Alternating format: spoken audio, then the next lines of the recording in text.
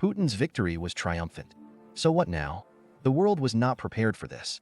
Although Vladimir Putin's victory was not a surprise for Russia, the results of the election turnout and the total number of people who voted for Putin are really impressive. The turnout was over 73%, a record high in Russian history. For comparison, here are the percentages of voter turnout in different years. Vladimir Vladimirovich won the presidential election with a phenomenal result of over 87%.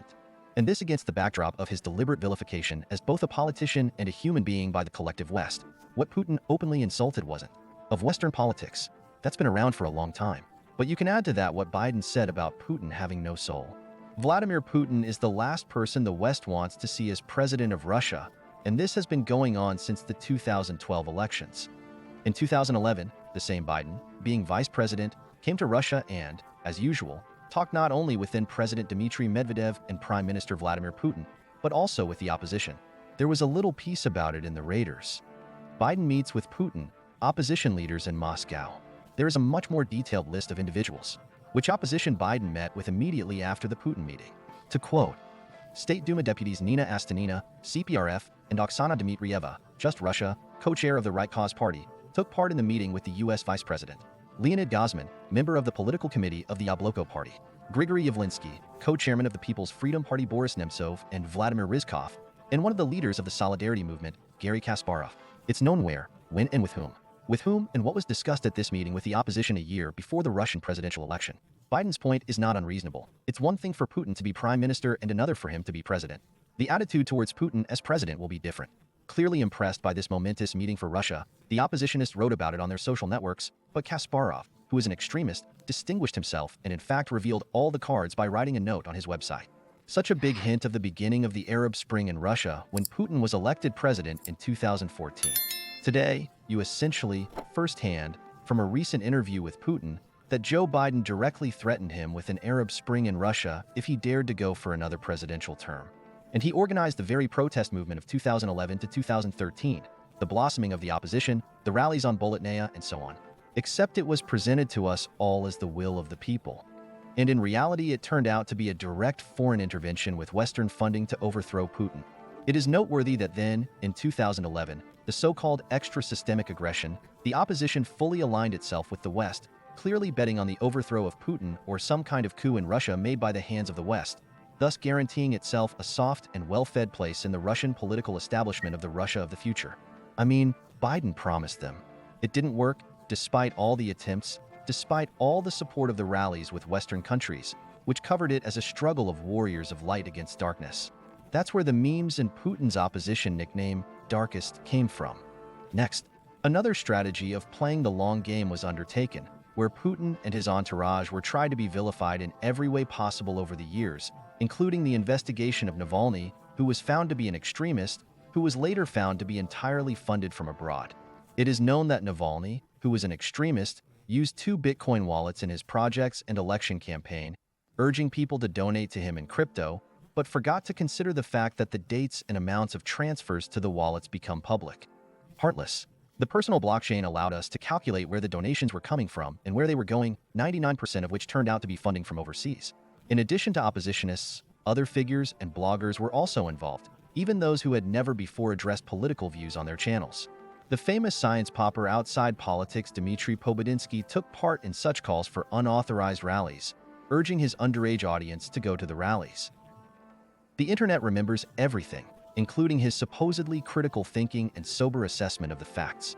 But it didn't work in the long run either, and the current result of Putin's electoral support has completely refuted all the arguments of the so-called dreamers of the Russia of the future and other oppositionists, as well as many Western politicians who not only declared Putin a war criminal.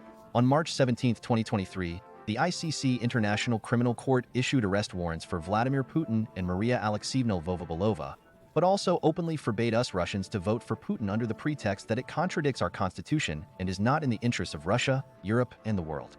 The Parliamentary Assembly of the Council of Europe PACE, in a unanimous vote, called for Vladimir Putin's legitimacy not to be recognized after his presidency ends in 2024.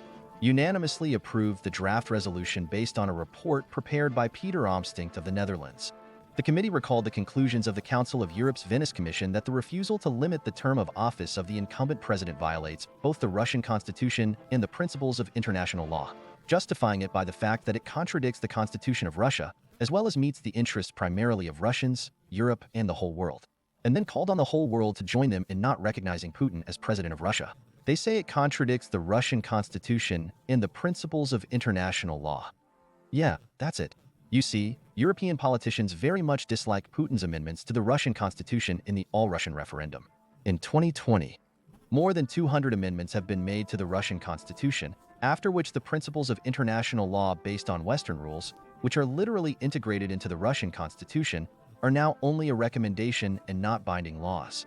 If before we actually could not carry out sovereign laws aimed at the development and existence, the sovereignty of Russia, because there is bound to be some international rule that will contradict these laws, then from 2020 international law is no longer Russia's edict.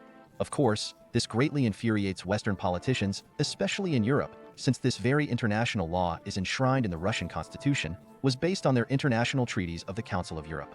Guess what Putin did? The president signed a federal law on the termination of international treaties of the Council of Europe with respect to the Russian Federation.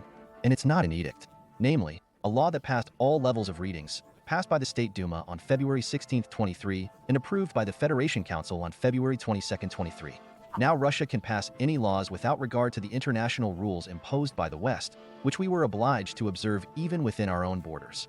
For example, they had no right to conclude international treaties contrary to Western international rules, or to pass laws for the benefit of Russia, but which contradicted international rules in any form. That's not why they consulted so diligently of our leaders in the 90s in writing the right Russian constitution. Yeah, it's no secret. Boris Nikolaevich Yeltsin said on live TV that the draft constitution of Russia had undergone expert examination abroad.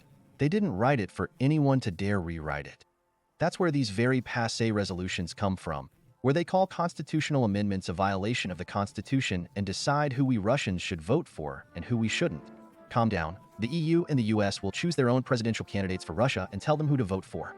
Long live honest elections. Free Russia of the future. I'm not even exaggerating. The PAC is in favor of such a sovereign Russia, owning its own resource, energy, food base, industry, and even nuclear weapons, will change and is already changing the order built by the West to suit its own interests. And this terrifies Western politicians. Moreover, in a recent interview, Vladimir Putin was so unequivocal about the end of the era of vampirism. They are used to filling their bellies with human flesh and their pockets with money for centuries, but must realize that the vampire ball is ending, the president said. But the most important thing here is that we triumphantly supported Vladimir Putin with our votes. And we didn't just re-elect him to another presidential term. We have just determined the future of the entire world for the coming decades. And the world community represented by Western countries was not prepared for this.